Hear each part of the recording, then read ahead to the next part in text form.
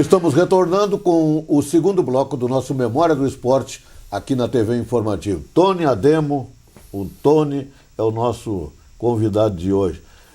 Tony, no primeiro bloco falamos do teu início de carreira, tu contou a tua história, né, como é que aconteceu tudo. Vamos começar o Tony narrador. O Tony narrador. De onde é que tu te inspirou com aquele... Sabe quem foi? Sabe quem foi? Sabe quem foi? Sabe que isso é engraçado. Isso é para ter uma marca própria, tá ligado? Parabéns para ti, porque não adianta ficar reproduzindo os outros, fazer uma mistura aí. Sabe que quando eu comecei porque eu sou meio assim, quando eu coloco alguma coisa na cabeça, eu vou estudar e ler muito e buscar muito sobre isso. Então eu descobri um livro do Heródoto Barbeiro, e aí desse livro falava de um outro livro que era de narração, e eu li aquilo e o cara falava muito disso. Olha, não copie as pessoas, ouça todos os narradores, faça isso, faça aquilo. E aí eu pensei, poxa, então eu tenho que fazer algo que seja um bordão. E aí eu comecei a pensar e buscar, e aí eu pensei, olha, uma coisa que a gente sempre falava quando era guri era caixa. Tu fazia um gol e dizia caixa. Que caixa. Que caixa, lembra? A gente falava, verdade. Que caixa? Eu pensei, esse é o meu bordão. Que caixa, esse é o meu bordão. E aí eu comecei a treinar e pensar e tal. Só que eu estava ouvindo muitos narradores de todo o Brasil. Então eu entrava no site, eu via os gols e tal, antes de eu estrear. E um dia eu estou ouvindo uma rádio de Belo Horizonte e tinha um cara que o nome dele era tipo Saulo Caixa. Eu disse, mas por que o nome dele é Saulo Caixa? E fui ouvir os gols dele. E ele dizia Caixa. Eu disse, pô, não pode ser. E eu fiquei naquela. Aí eu pensei um dia, olha, a grande dúvida quando dá um gol é de quem é e quem foi. Porque às vezes tu tá assim com o radinho no fundo, e aí tu ouve gol, e tu pensa, quem foi? Quem fez? De quem que é? E aí eu disse, quem foi? Aí começou sendo assim, quem foi? Quem foi? E depois eu botei o sabe, né? Sabe quem foi? Sabe quem foi? Ficou legal, é legal, o pessoal gosta disso aí. E é engraçado que... É bem diferente, né? É bem diferente. Um amigo meu esse tempo estava numa escola, e os guris jogando bola na quadra, e o gurizinho fez o gol e saiu gritando, sabe quem foi? Sabe quem foi? É porque é assim, ó, normalmente é uma palavra só. Tu falou o cara aí, o Caixa. O Haroldo de Souza, que é um dos mais famosos do Rio Grande do Sul, adivinha. Né? Adivinha. Então, é uma palavra só, duas palavras é mais difícil. Mas pega. Pegou, foi. A meninada eu já ouvi, sabe quem foi? Foi bem legal, foi bem legal. E foi no intuito de criar algo que as pessoas pudessem lembrar, né? E algo que é teu, né? É teu, também. Né? A identidade própria do cara, né? Também. Eu acho que isso aí é importante tudo na vida. E foi muito engraçado, porque quando eu comecei a narrar, eu ouvia os outros narradores, eu anotava os bordões, como eles faziam. Eu tenho um caderno até hoje, um caderninho pequenininho. Então eu ligava o rádio ou a internet, eu ouvia a Tupi de noite, assim, para ouvir os gols e tal, com o radinho em cima do roupeiro lá. E aí eu anotava os bordões, assim, o cara falou isso aqui, quadrante, não sei o quê. E aí eu ia anotando, e aí eu ia tendo mais vocabulário de futebol, né? E o basquete, Tony? Tu gosta de narrar basquete? Eu adoro narrar basquete. Gosta mais do que do futebol? É difícil dizer, assim, qual que gosta mais. Mas eu acho que o basquete é sensacional. Eu acho o basquete porque ele é mais intenso, ele é mais dinâmico, ele não tem 0 a 0. Não para. Ele não tem cera técnica. Não, ele assim, o basquete ele nunca fica chato.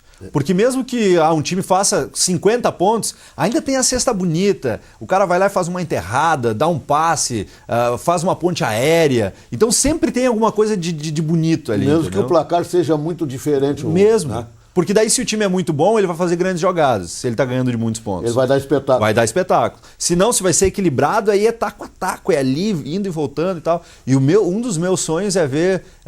porque quando eu era muito jovem, eu olhava muito NBA. Um dos sonhos meus, e eu vou realizar isso, é ir ver um jogo da NBA mesmo. Né? Ao vivo. Ao vivo ali, ver realmente aquele espetáculo. Agora Deve ser uma loucura, né? Tinha uns amigos meus americanos, e um era do Los Angeles Lakers, torcedor, e ele disse que é algo que não dá para descrever, assim, é algo fora. E ainda mais para eles lá que vivem, né? Sim. Eu acho que para nós chegar lá e olhar é um espetáculo completamente fora daquilo que a gente imagina, né? É mais ou menos o futebol, quando eles vêm e olham o nosso futebol, né? É verdade. Não é assim, não tem torcedor como nós temos aqui do futebol. Voltando ao basquete, vamos continuar no basquete. O trabalho aí que está sendo realizado Florestal, Univates ou Univates Florestal, Bira até hoje, eu não sei qual é que vai na frente, eu sei que é o Bira, né? O nosso querido Bira, que está viajando, tá jogando lá, né? Nesse momento nós estamos gravando, é bom que o ouvinte saiba, a gente não vai enganar o ouvinte, já jogaram lá, já retornaram e nós não estamos sabendo porque nós estamos gravando bem antes da viagem, ou no dia da viagem do Bira para São Paulo, para Mogi das Cruzes. Ô Tony, essa alçada do Bira de novo aí, já buscou um campeonato da região sul do Brasil, né? Foi o campeão. Como é que tu vê o que falta para o Bira se estabelecer mesmo? Eu acho que falta pouca coisa para o Bira se estabelecer. O Bira, primeiro que é um time de tradição, né, um time de chegada, sempre foi, mesmo na época lá do Bira que jogava lá no ginásio do lado do Paroquial, lembra disso? Do Paroquial, lembra? Tinha jogo do Bira no Paroquial. Desde aquela o Bira sempre foi um time de chegada. Independente do ano, sempre chegava. O Bira é uma marca hoje na região, né? Sem dúvida nenhuma. O Bira é uma marca. Quando tu lembrar de esportes na região, tu vai lembrar do Bira. E o torcedor é apaixonado também pelo Bira. Obviamente que nesses últimos tempos, agora talvez nesse ano, o torcedor acho que deixou um pouco o Bira na mão. Sinceramente, assim, dos jogos que eu fiz, o público decepcionou. Então, para mim, uma das coisas que falta é realmente o público apoiar, comprar essa ideia. Imagina a gente ter, do jeito que está hoje o NBB, um time na Liga Nacional. Seria algo extraordinário. Hoje nós temos a estrutura, né? O ginásio. De todos os ginásios que eu tenho acompanhado, o Bira, muitos jogos aí fora do estado e dentro do estado, é o melhor. A estrutura toda que a Univates oferece. Ótimo. E tem profissionais que estão trabalhando no Bira que são apaixonados. Não estão ali só porque é a profissão, eu tenho que trabalhar em alguma coisa, eu tenho que trabalhar com basquete. Eles gostam daquilo. Eles são apaixonados. Eu acho que isso é o que faz as coisas darem certo. Quando tu é apaixonado pelas coisas. Começa pelo presidente, né? O cara mais apaixonado pelo Bira é impossível. Pega o X, pega o Bira. O próprio Pitu, que sempre foi adversário, hoje é um cara que está apaixonado pelo projeto, entendeu? Então eu acho que falta muito pouco. Eu acho que de repente mais apoio da própria comunidade, mais apoio do torcedor. E a gente pode sim colocar um time na Liga Nacional. Ô Tony, e o futsal? Tu também narra futsal, né? Também. O futsal é algo interessante porque eu fiz o primeiro jogo da LAF. E quando a LAF fez aquela campanha vitoriosa da Série Bronze, que foi uma campanha muito boa. Foi lá em Bagé, nós empatamos em 1-1.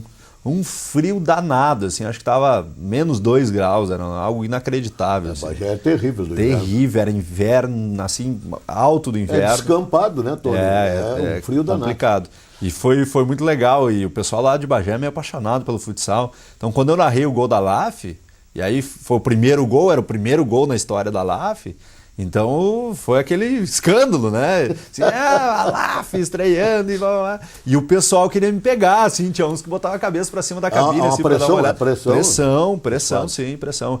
E o futsal também é algo muito, muito legal, muito bom também. É um jogo rápido também, é dinâmico. E a gente sente, a gente está muito perto do jogo também, né? Depende, até umas quadras que até nem oferecem condições de segurança. Sem dúvida, eu já peguei assim ginásios e quadras terríveis, assim, e te dou um exemplo, acho que tu também já foi para lá, para Rio Pardo, acho que é Rio Pardense, se eu não me engano. O Bento também.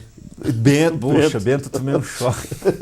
Tem cada história com o futsal. Nessa de Rio Pardo eu quase apanhei, porque era uma semifinal, quartas de final, semifinal, e nós estávamos ganhando o jogo lá. E aí os caras tentaram invadir a cabine, é uma confusão, e tive que meio que peitar os caras, dizer, não, aquela história, assim, bem pressão mesmo. E aí em Bento é uma das histórias mais engraçadas, assim, da minha carreira, porque eu tomei uma descarga elétrica, fui mais ou menos o Lazier Martins, lembra da Festa da Uva? Sim. Pra mim foi mais ou menos a mesma coisa. Aquelas cabines lá também...